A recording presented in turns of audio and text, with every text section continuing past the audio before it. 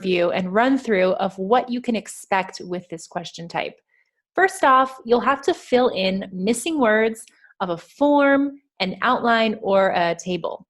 Now, the note and form examples are quite similar, but today we'll be going over two examples. One will be a form and the other will be a note and table. So you'll see the differences, although the strategy for all three of these is the same. So you'll have to fill in these missing words, and the gaps may appear anywhere in the sentence or on the form or in the piece of writing that you have on your visual aid. If you are familiar with the sentence completion question type, we have a video on that as well, but this is different because in that question type, gaps are usually seen at the end. In this case, the gaps can be anywhere, really.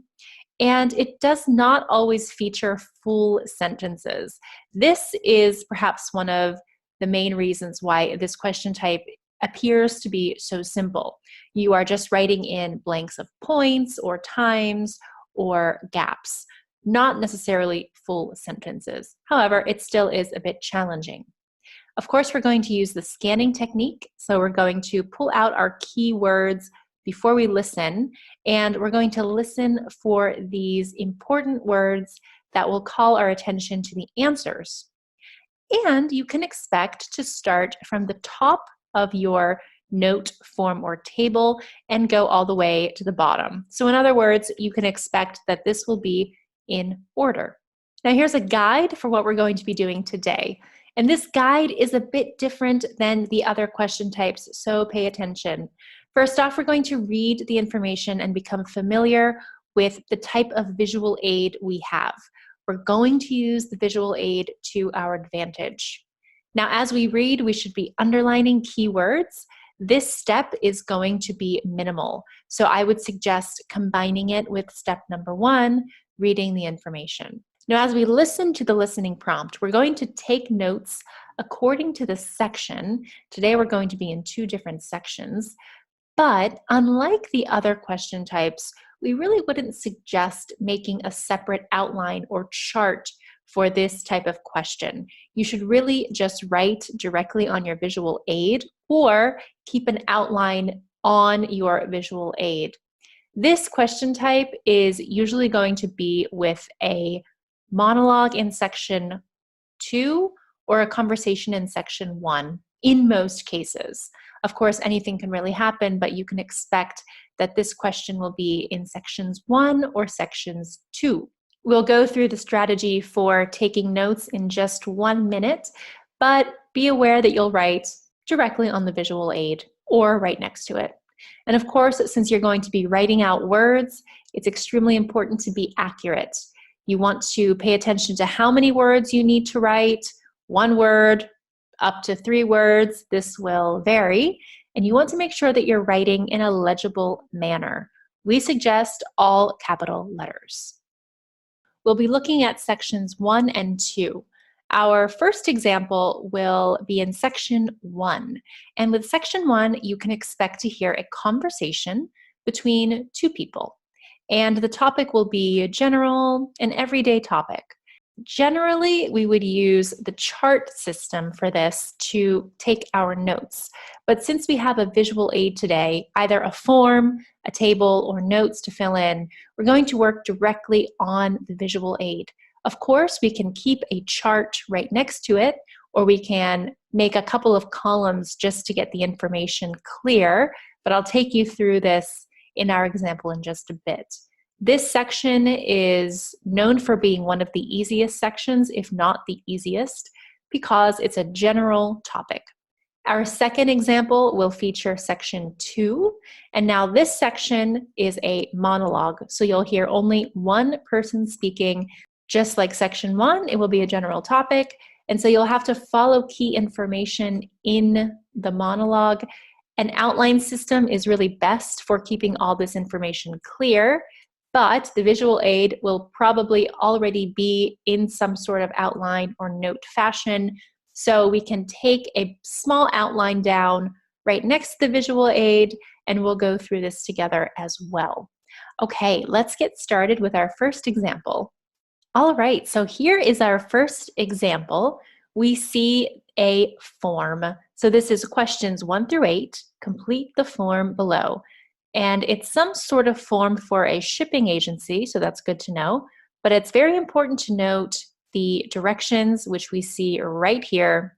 Write no more than 3 words and or a number. So that is our limit for the answers. Now, before we start listening, I just want to emphasize the fact that this is already in a nice outlined fashion for us. And remember, this is section 1. So we're going to hear a conversation between 2 people. Now, usually we would encourage you to make a chart so that you can understand what one person is saying over the other. In this case, you could still make a chart if you'd like to, but notice how the answers come from the top to the bottom, which we can expect everything to come in order. The keywords are here for us, and this specific question type is not asking us for specific details regarding each speaker. Instead, it's asking us for information like name and town. So I would not worry about making a chart in this case. Remember, this question type is a bit different than the rest. What I would do is make notes right here next to your visual aid and fill in the information as necessary because everything is labeled for you. That's why this question type is generally considered to be pretty easy. So before we listen, we're going to take some time to read the information and underline our key words. Keywords in this case are very minimal and they're quite simple. It will just be this information here that we're reading. So in this case, it would be best to do this at the same time. We're going to read the information and underline the keywords. So again, it's going to be a shipping agency. Okay, this is a customer quotation form. So we can expect one person to be the customer and the other person to be perhaps a customer service representative or someone from Packham's shipping agency. Now, an example has been done for us. The country of destination is Kenya. Let's go ahead and read down below. We see name is Jacob, and you see how there is something here. Now, Jacob is a first name, so we can be on the lookout for a surname. So that's good to remember here. We have address to be collected from, and we already have a city perhaps or an address because this would be RD. So we'll have to look for information here. We have the town as Bristol, and we'll need a postcode. Now, if you're familiar with postcodes, you should know that they could be either numbers or letters. So this is very important here. And now we have the size of container. So the keywords would be size and container. We see length quite simply as 1.5 meters, width and height. Now you might expect to hear something like how wide is it or how high is it? So be aware of these synonyms. However, you can expect that numbers will be here for 4 and 5, just like the length. Now we're almost finished. We go to contents. Now we see something with clothes. So you can expect the speaker to say 3 different things. 1 will be clothes, and then we'll have 6 and 7. Remember, when you have questions like this, you do not necessarily have to put them in the order that you hear them. So for example, something could go in 6 just as it could go in 7.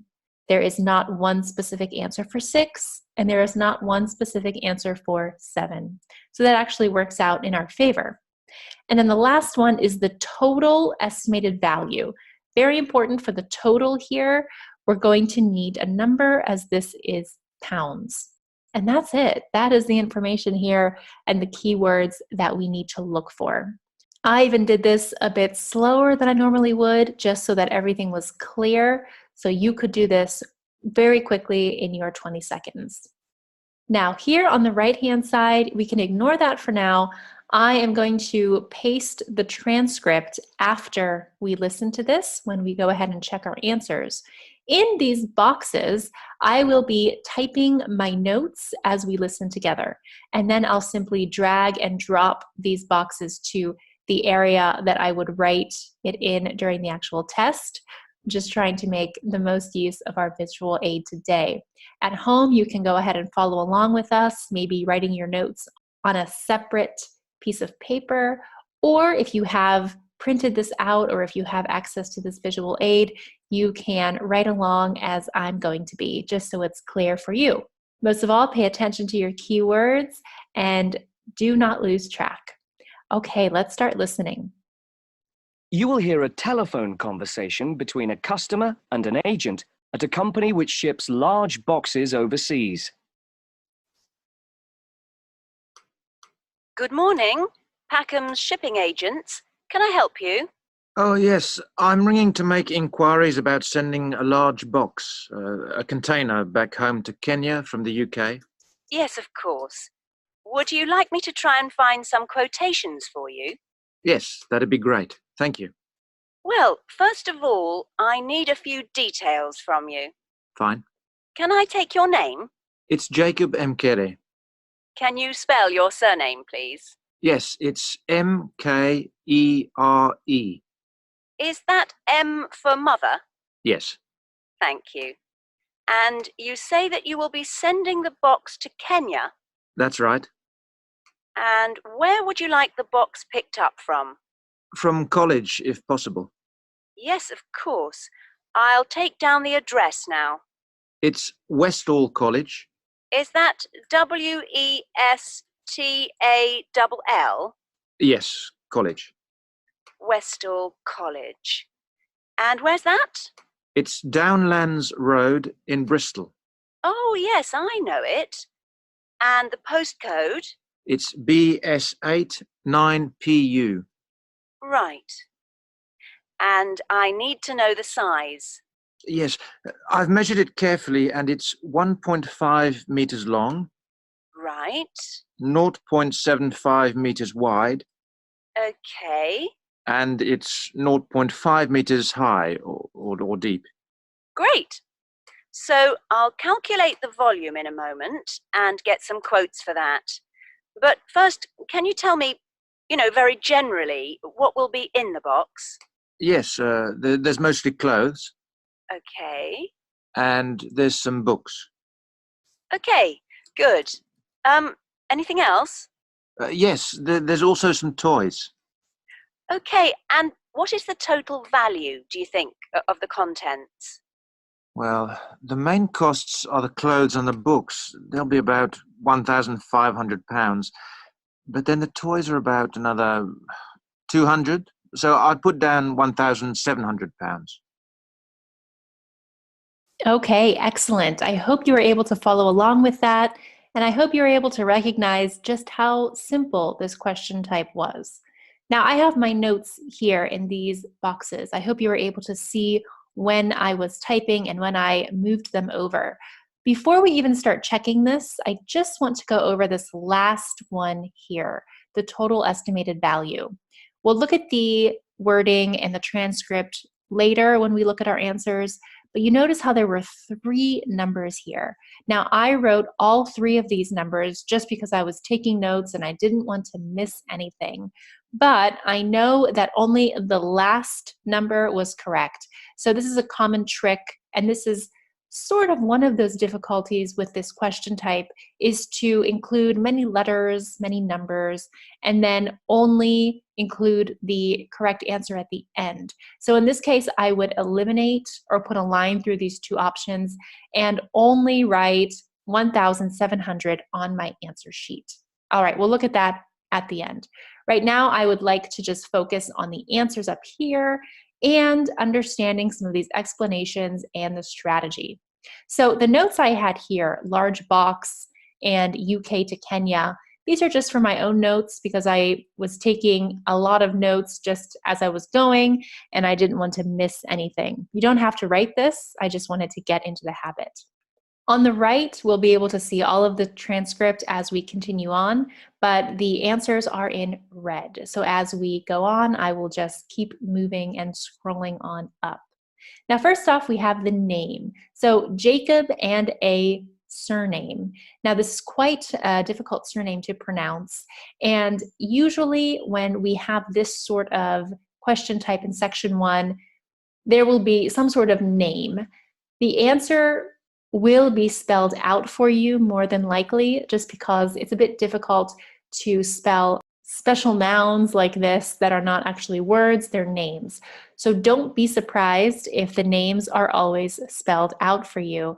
This is so you can understand your letters and write down notes as they are spelled.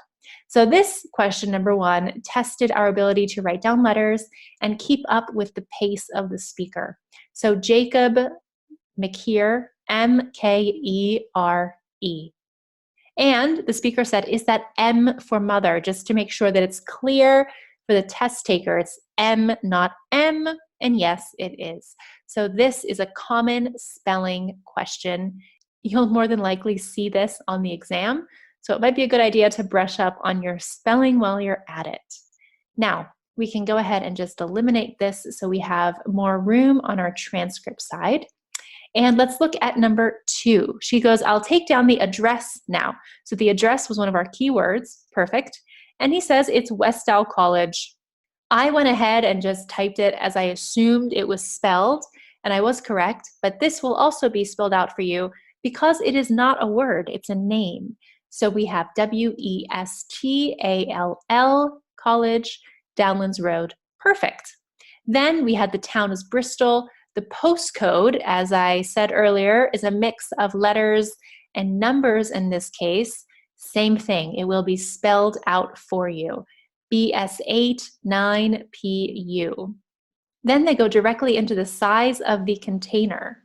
Now I just want to make these 2 answers a bit bigger because this is a common trick and I want to see if you have caught my deliberate trick here. Now I've made this a bit bigger so we can see, and I want to take you through the options. Now notice how length says 1.5 m for meters. Now since we're talking about a width or a height or a specific number, these answers are not sufficient. And I'm wondering if you have done the same thing on your own or if you did something a bit different. It's a common mistake to write just the number, and it would not be completely correct in this case. You have to include the meter. So you'd have to put either an M or you could put meters with the American spelling, okay? Now the meter is fine. You could also write the S for meters, or you could also do the European spelling. So this one here is the American spelling, and you could also do the European spelling. There are many ways to do this, but just make sure that you have some sort of note for the meter because 0.75 on its own is not completely correct. Now I would stick with exactly what the speaker says. Now he said 0.75 meters, and he also says wide. So if you wanted to, you could write 0.75 meters wide because that would still fit in your no more than 3 words and a number guideline, because 0.75 is one number, meters is one word, and wide is another. And so that would just cut it. That would be completely correct. You could also just write 0.75 meters, but you cannot write only 0.75. So keep that in mind. And the same thing goes here for height, 0.5 meters. And he says 0.5 meters high or deep. Now, you could not write 0.5 meters high or deep. You could not write this exact answer because it is more than 3 words and or a number. So that would be incorrect. And that's why you'd have to put 0.5 meters high as one, or another possibility could be 0.5 meters deep, but you could not write all 4 of these words. Now going on to the contents, he says that there were some clothes, and then we have books, and she says anything else, and he said toys. So we have number 6 and number 7. Remember, you could also put toys as number 6 and books as number 7, as I've just done here as well. You could also write some toys and some books. That's fine because, again, no more than 3 words and or a number, and placing some in this answer does not change the meaning, so it would be completely fine. Total estimated value, again, it's a common trick to add more numbers than necessary. So if we look here in the transcript, the first thing we heard was 1,500, and so I went ahead and wrote that. Then we heard another 200, so I went ahead and wrote that. And then it said I'd put down 1,700, and the key word here is total value, which the speaker also said, total value. So we have to pay attention to that total value of 1,700. All right, I hope you did well here. It was quite simple in that we started from the beginning at the top and went all the way to the bottom, and we really used our keywords to our advantage. So excellent job. Now we're going to take a look at our second example. It's going to feature two question types. It's going to feature the note and table questions, and we're going to do it all together as though we're in the exam. So let's get ready. Okay, and we're back with our second example for section 2. Now, this is going to be a bit different than the other examples we've done because we'll have the entire section played in the listening prompt. So we have the first half, which will have questions 11 to 16, and the second half, scrolling down here, to questions 17 to 20. So we're not going to have two different recordings. We're going to do everything in just one recording. We're going to underline and read information for questions 11 to 16 first. Then we're going to answer these questions. Then we will do the same thing. We'll read and underline for questions 17 through 20, and then fill out this table. So this is something that you would see on the exam, how section 2 has a note for one question type and a table for the other question type. And this would be section 2. And this is great because this way we can see what it's really like to answer two different question types with one listening prompt, and that's great practice. Now, I'm going to just scroll up here. Like we did in the previous example, I'm going to underline with you after the directions are read, and then I'm going to write my notes here and stick them on the visual aid, just so that it's clear it's what I would write in the actual exam. Okay, so without further ado, let us listen to the directions. Then we will underline and go through our keywords together. Section 2. You will hear a radio broadcast called Focus on the Arts. First, you have some time to look at questions 11 to 16 on page 4. All right, and that is what you would hear in the actual exam. So let's do this quickly. I'll take it a little bit slower for you just so that everything is clear, but I would go ahead and read and underline at the same time only questions 11 to 16. Now, I'd quickly make a note that we have no more than 3 words and or a number. I know we're talking about the arts, something that this is well known for, something it's famous for. Now, the complex is made up of or consists of these things. So, since we have this lengthy list, what I would do is make a small X, so something like this, every time the speaker mentions it. This way you know that the speaker is going in a certain order, and you will hear the one word that is not part of this list, and that is your clue to write it in number 12. So let me just go ahead and erase these marks so we don't get confused when the listening is played, but that's always a great little strategy for any time you see a lot of lists here. All right, then we're going to look at the historical background. I'll underline this. Years and dates are excellent keywords, so 1940, 1960s. I see here with bombs, so I see destroyed and a bomb. Center will be good to note. I see that it's capitalized, so it might be a specific name. Then I want to know when it was open to the public. The fact that we have 2 dates here will lead us to believe that number 14 should be some sort of date. Then we have managed. We'll want to see who this is managed by. And then open, I want to know how many days per year. The fact that this says days leads me to believe this will be a number. So really quickly before we hear the prompt, you should really pay attention to things that will allow you to write numbers. So I know that days, we'll be looking at an amount of days, and in, we'll be looking at some sort of date, because I know that in is a great preposition for dates. So even prepositions can make the difference here. Imagine you didn't know that in comes before a year or a season. This could potentially have been more difficult than it had to be. Okay, so we've done our preparation work for just this section. Let's listen. Remember, I'll be making my notes in these boxes, and I would encourage you to make your outline right along this visual aid.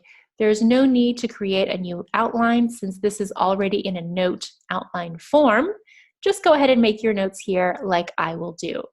All right, let's listen. Now listen carefully and answer questions 11 to 16. Hello, and welcome to Focus on the Arts. I'm your host, Dave Green, and this is your very own local radio program.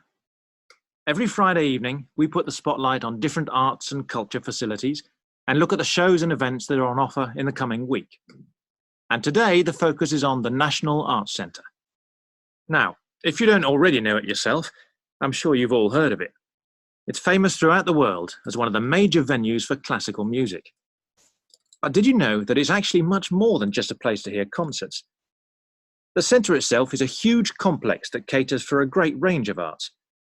Under a single roof, it houses concert rooms, theatres, cinemas, art galleries, and a wonderful public library, as well as service facilities including 3 restaurants and a bookshop. So, at any one time, the choice of entertainment there is simply enormous. So, how did they manage to build such a big arts complex right in the heart of the city?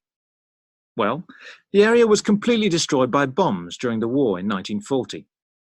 So the opportunity was taken to create a cultural centre that would be what they called the city's gift to the nation. Of course, it took a while for such a big project to get started, but it was planned in the 60s, built in the 70s, and eventually opened to the public in 1983. Ever since then, it has proved to be a great success. It's not privately owned, like many arts centres, but is still in public hands. It's run by the City Council. Both our National Symphony Orchestra and National Theatre Company were involved in the planning of the project, and they're now based there, giving regular performances every week.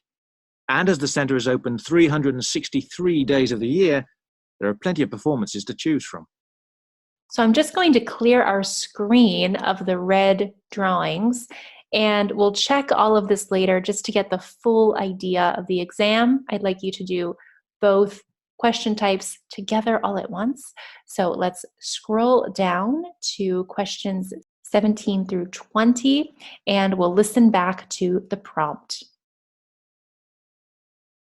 Before you hear the rest of the broadcast, you have some time to look at questions 17 to 20 on page 5. Okay, same idea. Let's go ahead. This is not really any different in terms of strategy. We just have more things to look for. So we see the day, the time, the event, the venue, and the ticket price. Same thing with no more than 3 words and or a number. But here we've got these nice columns that will help us find the answers. Now, the days of the week will be helpful. We do not have to listen for any days of the week because they're already written for us. So when the speaker talks about Monday and Tuesday, we can immediately check this block here. When the speaker says Wednesday, we can check this block here. And when the speaker says Saturday and Sunday, we know that we are in this row here. Keep in mind, we'll have to find a venue for 1 answer, an event for 2 answers, and a ticket price for 1 answer. So the venue that we hear will be number 17, the ticket price will be number 19, and the 2 events will either be 18 and 20, and we must be specific here. So number 18's answer can only be number 18's answer. Same thing for 20. Now, we should use the words that are listed to our advantage. So make sure you know where these days of the week are located. Times are also important here. Okay, when we hear these numbers, we can immediately go to this row. And we have a ticket price. £8 is the only ticket price here with number. This one is free. Then we have a Canadian film, art exhibition, The Magic Flute by Mozart, Cinema 2, Gallery 1, and Free. Now remember to use this visual aid to your advantage again and make your notes right along here or directly on your table. You might see that the speaker gives a couple of descriptions for many things, or the speaker may jump around with what he is saying. If you write something that you later find out was a trick or it's not the correct answer, just mark it out in your notes. It's better to write more than to not write enough. All right, let's go ahead and prepare for our listening 17 to 20. Now listen and answer questions 17 to 20. So, to give you some idea of what's on and to help you choose from the many possibilities, we've made a selection of the star attractions. If you're interested in classical music, then we recommend you go along to the National on either Monday or Tuesday evening at 7:30 for a spectacular production of The Magic Flute, probably the most popular of all Mozart's operas. It's in the Garden Hall and tickets start at only £8, but you'll have to be early if you want to get them that cheap. And remember, it's only on for those 2 evenings. For those more interested in the cinema, you might like to see the new Canadian film, which is showing on Wednesday evening at 8 p.m. in Cinema 2. And that's called 3 Lives. It's had fantastic reviews, and tickets cost just £4.50, which is a reduction on the usual price of £5.50. So it's really good value, especially for such a great movie. But you can see the centre's main attraction at the weekend, because on Saturday and Sunday, 11 a.m. to 10 p.m, they're showing a wonderful new exhibition that hasn't been seen anywhere else in Europe yet. It's a collection of Chinese art called Faces of China. That's in Gallery 1. And it has some really fascinating paintings and sculptures by leading artists from all over China. And the good news is that it's completely free, so don't miss it. So why not go along to the National Arts Centre next week for one or all of these great events?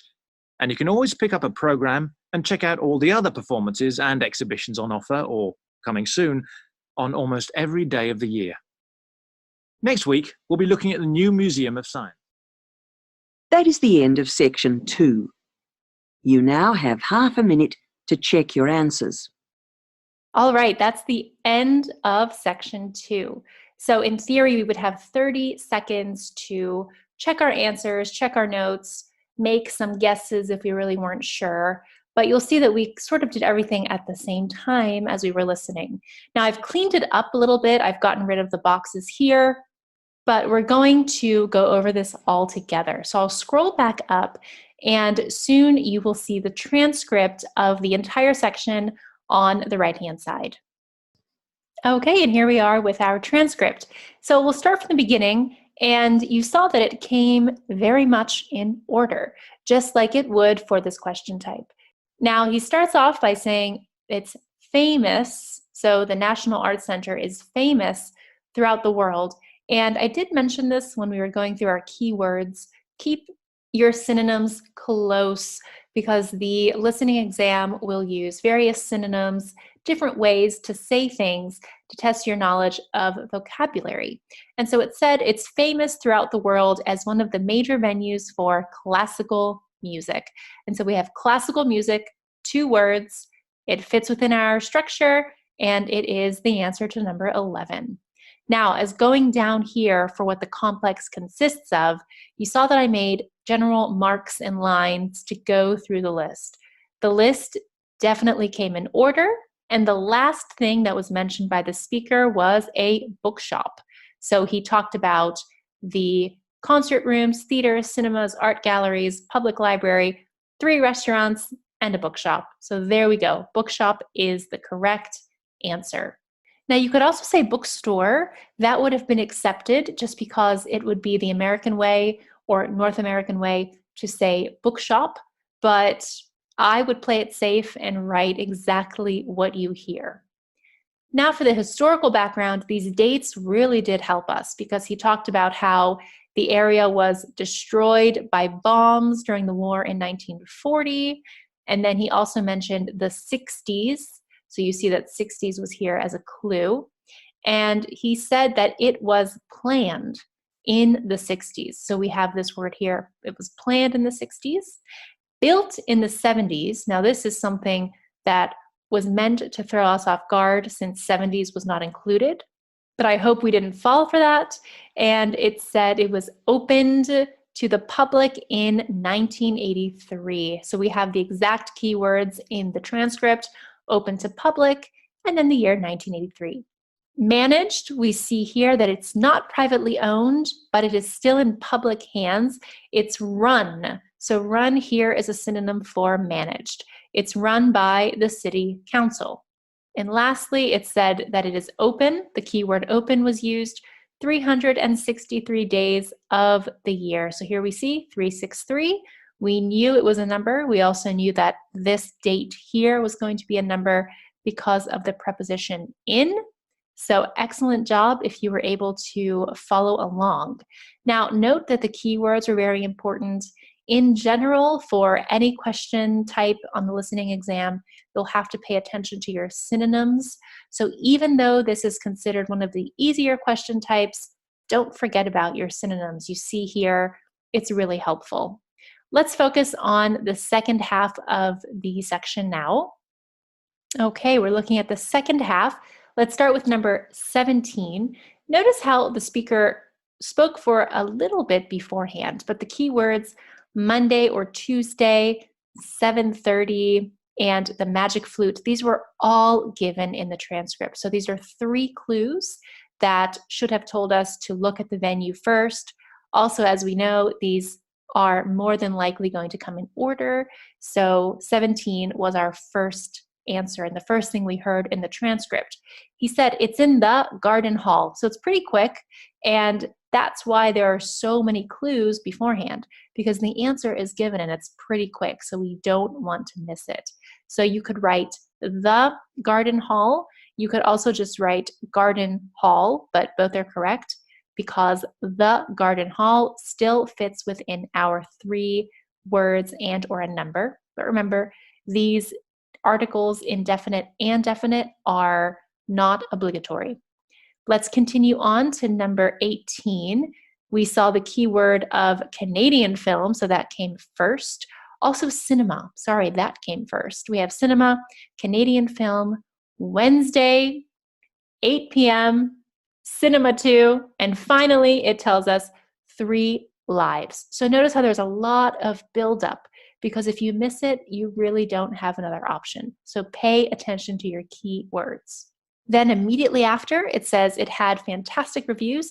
Tickets cost just $4.50. Keep in mind, you'll have to put the pound sign just like you see here, or the dollar sign if that is the correct currency. And keep in mind that the transcript tries to confuse you, which is a common trick in the IELTS exam. It said here immediately after 5:50, and they do that on purpose because they know that people will have gotten lost and they'll just be blindly listening. So they'll throw out a couple of prices or a couple of numbers just to confuse you. So always make sure you're listening actively and you're listening attentively. Okay, the last one, we have number 20. It was at the very end. Now, it says again, Saturday and Sunday, 11 a.m. to 10 p.m. Many, many keywords and many clues for us. We see that it is a collection of Chinese art called Faces of China. So I went ahead and wrote that down. There are a couple keywords after as well, so this is a bit more difficult. And it said it's in Gallery 1, which is right here. And then at the very end, it said it was completely free. So notice how this last one was the most difficult because it had some keywords at the end after the answer had already been said. Okay, so there we have it. I really hope you were able to follow along with me. Notice how everything came in order and the outline was provided for us. So in section 1, we would usually keep a chart with 2 different speakers, but our section 1 example earlier did not require us to keep track of details of speakers. So we went ahead and just used the visual aid that was given to us. It made it a lot easier and a lot quicker. And for section 2, we definitely expected a monologue, but this outline format in the first example was perfect because we were able to keep notes as though this was our own outline. We kept notes and we answered the questions at the same time. So we were multitasking. And the table was excellent because it gave us keywords before and sometimes after. The biggest thing here is to really keep up with the speaker and brush up on your synonyms. All right, great job. Let's wrap up this lesson with some do's and don'ts.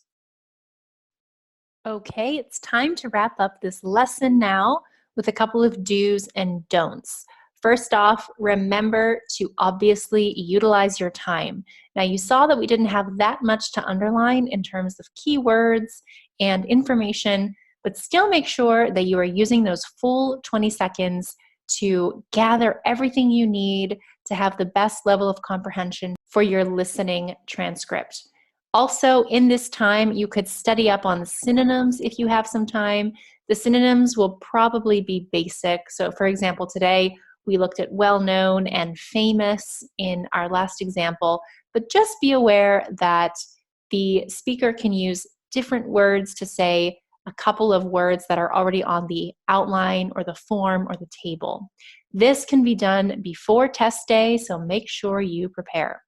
Then, as you're listening, follow and use the visual aid to your advantage. This is very important. You can make your notes right along it. You can make some marks for things that have been said.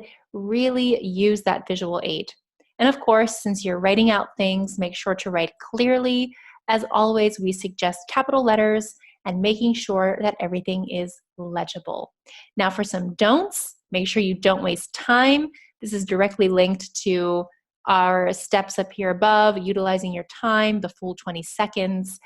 Probably the worst thing you can do is focusing on only one aspect. Because if you focus on one aspect, you may forget to be taking notes, you might forget to be crossing things off, and you might get lost, especially in a monologue like we saw in section 2. Once you get lost, it's very hard to recover from that. So practice your multitasking skills beforehand and don't keep an entirely separate outline. If you've watched our other videos, we actually do suggest keeping charts and outlines on your test booklet right next to the words that you're reading. But in this case, in this specific question type, it's actually best if you use the visual aid that is given to you. You don't want to put any extra work for yourself if the visual aid is already an outline. Also, don't write the incorrect amount of words. Make sure that you are paying attention to your instructions with one word only, or 2 words, or 3 words and a number. Our first example had a really good way of looking at this because we had a lot of numbers and words together. And of course, don't leave anything blank. This is the worst thing you could do. Even if you do get lost within the monologue or the conversation, try to write something and hope for the best. Take your best guess. It's better than nothing. All right, I really hope that you enjoyed this lesson today. Like I said, it is one of the most common and sought after question types because it's considered quite easy, but you'll still need to practice it. You don't want to fall for these tricks. You don't want to fall for long monologues and getting lost. So practice this again. Follow up on your time